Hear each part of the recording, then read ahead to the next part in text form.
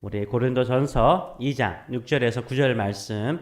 그러나 우리가 온전한 자들 중에서는 지혜를 말하노니 이는 이 세상의 지혜가 아니요 또 이 세상에서 없어질 통치자의 지혜도 아니요 오직 은밀한 가운데 있는 하나님의 지혜를 말하는 것으로서 곧 감추어졌던 것인데 하나님이 우리의 영광을 위하여 만세전에 미리 정하신 것이라.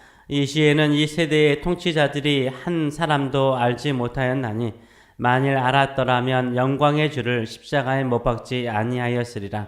기록된 바 하나님이 자기를 사랑하는 자들을 위하여 예비하신 모든 것은 눈으로 보지 못하고 귀로 듣지 못하고 사람의 마음으로 생각하지 못하여도다 함과 같으니라. 아멘. 오늘 말씀을 가지고 남에게 비밀이고 나에게 신비인 하나님의 지혜, 남에게 비밀이고 나에게 신비인 하나님의 지혜라는 제목으로 같이 은혜를 나누기를 원합니다. 누구나 지혜롭기를 원하죠. 살아가면서 지혜가 필요하지 않는 분야는 하나도 없습니다. 어디에나 지혜가 다 필요합니다. 매 순간 우리는 지혜가 필요합니다. 말을 하거나 비즈니스를 하거나 또 생각을 하거나 자녀를 양육하거나 교회를 섬기거나 또 이웃들과 함께 대화를 나눌 때마다 우리는 지혜가 필요합니다. 그래서 우리는 지혜를 구하고 또 지혜로운 사람이 되기를 원합니다. 어떤 지혜를 구하고 있습니까? 오늘 본문에 세 가지의 지혜가 나옵니다. 6절을 보게 되면 세상의 지혜가 나오고 통치자들의 지혜가 나옵니다. 7절에서는 하나님의 지혜가 나옵니다. 우리는 세상의 지혜나 이 세상을 정복하고 다스리는 통치자들의 지혜가 필요한 것은 아니죠. 우리에게는 하나님의 지혜가 필요한 줄 믿습니다. 하나님의 지혜를 구하시는 저와 여러분 되시길 축원합니다. 그렇다면 하나님의 지혜는 어떤 것일까요? 하나님의 지혜는 무엇일까요? 오늘 본문은 하나님의 지혜의 특징 세 가지를 언급하고 있습니다. 첫째는 하나님의 지혜는 영원하다라는 것이에요. 하나님의 지혜는 영원한 것입니다. 7절의 말씀을 보게 되면 오직 은밀한 가운데 있는 하나님의 지혜를 말하는 것으로서 곧 감추어졌던 것인데 하나님이 우리의 영광을 위하여 언제요? 만세전에 미리 정하신 것이라 라고 말하고 있어요. 하나님의 지혜는 은밀한 것이며 감추어졌던 것인데 그 하나님의 지혜는 언제 정하셨다고요? 만세전에 정하셨다라고 말하고 있어요. 만세라는 것은 창조 전을 말하는 것입니다. 시간과 공간이 창조되기 이전에, 시간과 공간이 창조되기 이전에 하나님께서 정하신 거예요. 영원 전부터 영원 후까지의 지혜를 말하는 거예요. 하나님의 지혜는 영원한 것입니다. 시간과 공간의 제한 속에 살고 있는 우리에게는 비밀처럼 보이고 감추어졌던 것처럼 보이고 은밀한 것처럼 보이지만 하나님의 시각에서 볼 때, 영혼의 시각으로 볼 때는 하나님이 미리 정하신 거예요. 하나님의 지혜를 우리가 속한 시 공간의 개념으로 이해하려고 하면 힘든 거예요. 그러면 감추어진 것입니다. 하나님의 지혜를 영혼의 관점, 영혼의 관점으로 이해하시는 저와 여러분 되시길 축원합니다. 하나님은 우리를 하나님의 형상으로 창조하기 이전에 이미 예수 그리스도의 십자가를 통해서 우리를 구원하실 계획을 갖고 계셨습니다. 이미 정하셨어요. 이것이 우리에게 뭐가 되는 거예요? 영광이 되는 거예요. 영광이 되는 거예요. 우리를 창조하기 전에 이미 우리를 아셨고요. 우리를 구원하실 계획을 가지고 계셨던 하나님의 지혜를 깨닫는 자에게는 뭐가 되는 거예요? 영광이 되는 거예요. 깨닫지 못하는 자에게는 은밀한 것이 되고 비밀이 되는 것이지만 깨닫는 자에게는 뭐가 되는 거야? 하나님의 지혜가 되는 거야. 얼마나 큰 영광인지 몰라요. 내가 만세전에 구원받을 백성으로 자녀로 선택받았다라는 것으로 기뻐하시기 바랍니다. 예수님은 우리를 위해서 이미 창세전에 십자가에 죽는 구원의 계획을 가지고 계셨습니다.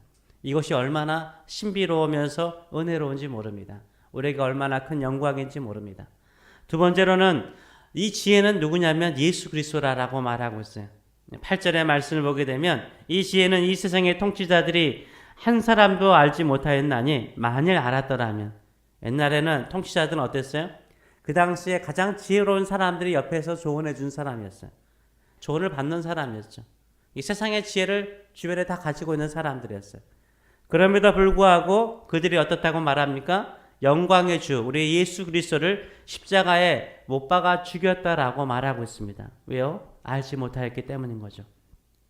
하나님의 지혜인 예수 그리스도를 세상의 통치자들도 세상의 지혜자들도 알지 못하여서 예수님을 십자가에 못 박았다라고 말하고 있습니다.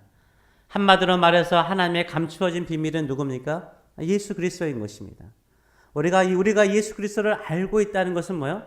이미 하나님의 지혜를 가지고 있다는 거예요. 하나님의 비밀을 깨닫는 자가 되었다라는 것을 말하고 있습니다. 죄가 없으신 하나님의 아들이신 예수 그리스도께서 이 땅에 우리의 죄를 담당하시고 십자가에서 죽으시고 우리를 구원하셨습니다. 예수 그리스도를 통해서만 오직 구원의 길이 있어요. 오직 이 비밀은 예수님 안에 있는 거예요. 하나님의 지혜는 예수님 안에 있는 거예요. 예수님 안에서 찾아야 되는 것입니다. 절대 예수 그리스도의 선을 넘어갈 수 없는 거예요. 그래서 사도 베드로가 뭐라고 말했습니까? 예수 외에 다른 구원받을 만한 이름을 주신 적이 없다라고 말씀해요. 하나님의 비밀을 깨닫는 사람, 하나님의 지혜를 가진 사람이 고백할 수 있는 거예요. 예수님 외에는 구원받을 만한 다른 이름을 주지 않았어요. 우리는 예수님이 유일한 구원자이심을 믿고 이렇게 구원받지 않았습니까? 예수 그리스도는 어제나 오늘이나 영원토록 동일하신 분이세요. 20년 전에 내가 만난 예수님이 다르고요. 10년 전에 내가 만난 예수님이 다르고 내가 10년 후에 만날 예수님이 다른 게 아니에요. 예수님은 동일하세요. 예수 그리스도는 어제나 오늘이나 동일하십니다. 구원의 방법도 동일한 거예요. 그래서 우리가 신앙생활하면서 다른 예수님을 만나려고 다른 예수님을 체험하려고 하지 마세요. 처음 만난 예수님이 영원하시기 때문에 그 예수님 안에서 더 깊이 예수님을 알아가시는 저 여러분 되시길 축원합니다. 이것이 지혜인 거예요. 예수님 안에서 더 깊이 예수님을 알아가려고 애쓰시는 저 여러분 되시길 축원합니다. 왜냐하면 오직 예수님 안에 하나님의 모든 지혜가 숨겨져 있기 때문입니다. 우물을 파고 더 파면 더 맑은 물이 나오잖아요. 더 깨끗한 물이 나오잖아요. 오직 예수님 안에 들어가고 예수님을 알고자 하고 예수님을 사랑하잖아요. 그러면 예수님 안에서 지혜가 나오는 거예요. 예수님 안에서 신비로운 하나님의 계획이 보이는 거예요. 예수님 안에서 하나님이 나를 얼마나 사랑하시는지 하나님이 주신 계획이 얼마나 크신가를 깨닫게 되는 줄 믿습니다. 다른 예수를 만나려고 하지 마시고 오직 십자가에 죽으신 예수 그리스도, 내가 처음 만났던 예수 그리스도 안에서 더 깊은 하나님의 지혜와 은혜를 추구해 나가시는 저 여러분 되시길 축원합니다. 세 번째로는요, 하나님의 지혜는요, 사랑하는 자에게 주시는 거 아세요? 사랑하는 자에게 주세요. 9절의 말씀을 공동 번역은요, 이렇게 말하고 있습니다. 그러나 성경에는 눈으로 본 적도 없고 귀로도 들은 적이 없으며 아무도 상상조차 하지 못한 일을 하나님께서는 당신을 사랑하는 사람들을 위하여 마련해 두셨다라고 말하고 있어요. 눈으로 본 적도 없고 귀로 들은 적도 없고 상상도 하지 못했던 일들, 그 하나님의 놀라운 일들을 하나님을 사랑하는 자를 위해서 마련해 주셨다, 준비해 두셨다라고 말씀하고 있어요. 그래서 이 비밀을 영어로는 미스테리, 감추어진 것이라고 말하죠. 그런데 누구에게 감춰졌어요? 사람의 지혜, 세상의 지혜를 구하는 사람에게는 감추어져 있어요. 그래서 알 수 없는 비밀인 거예요. 하나님 앞에 나와서 자신을 낮추는 자에게는 하나님이 보여주세요. 알게 해주세요. 신기하게 하나님의 비밀과 하나님의 지혜는 교만한 자에게는 감추어진 비밀이지만 겸손한 자에게는 신비가 되는 거예요. 신비가 되는 거예요. 기이한 신비가 되는 거예요. 알면 알수록 놀라운 것이 되는 거예요. 알면 알수록 영광이 되는 거예요. 근데 이런 신비로운 하나님의 지혜를 누구를 위해서 예비해 두셨습니까? 준비해 주셨어요? 하나님을 사랑하는 사람들을 위해서 마련해 주셨다라고 말하고 있어요. 그래서 하나님의 지혜는요, 지혜를 구하는 자에게 지혜를 주시지만 결국은 하나님을 사랑하는 사람에게 하나님의 것을 다 보여주세요. 하나님의 것을 다 보여주세요. 그 대표적인 사람이 누군지 아세요? 아브라함. 여러분 아브라함 알잖아요. 아브라함이 마므레 상수리 나무에 거하였을 때 하나님께서 두 천사와 함께 찾아오셨죠. 그러고 난 다음에 아브라함에게 내년 이맘때쯤에 사라가 임신하여 아들을 낳을 것인데 이름을 이삭이라고 말씀하시죠.